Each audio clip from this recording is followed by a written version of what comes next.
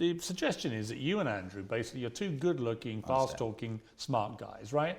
And you've, have plenty of money and you've enjoyed yourselves, fine. Yes. And that you've managed to, deliberately or otherwise, but the suggestion is deliberately, persuade a lot of women to fall in love with you very quickly, and then you use that relationship and how they feel about you to then guide them towards making money from webcams. Well, that's interesting. Of the 7 women that you've listed, none of which we can name, do you know how many of them ever worked at my old webcamming business I had many years ago? Of the 7 victims listed, how many of them were in any way related to any of the activities I did when I ran a webcam studio?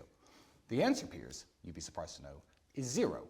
People on the internet, I call them Twitter detectives, not the police. Not DCON, not even this over-ambitious prosecutor, because there are webcam studios all over the city, has tried to make any criminal complaint about that small business that me and Andrew, as he said, dipped our toe in. I was maybe running it, to be fair, all those years ago. None of these people who are alleged victims today have anything to do with the webcam studio. But if you watch clips on Twitter, when we speak as a 24-year-old, vulgarly, oh yeah, I'm pimping because I'm in the club with a bunch of girls. When we speak that way, it's easy to say, oh look, he's admitted, he's confessed to his crimes.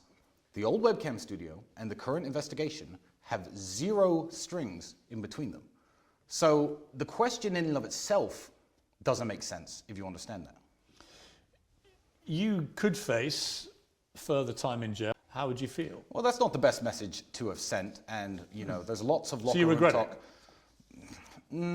I regret that. You either regret it or you don't. No, I don't. I regret that it became public because, the way men speak to each other, if I were to go through all of your WhatsApp messages, I don't know what I'd find. And I also you wouldn't mind if a man spoke that way about your daughter when she's older, you wouldn't mind?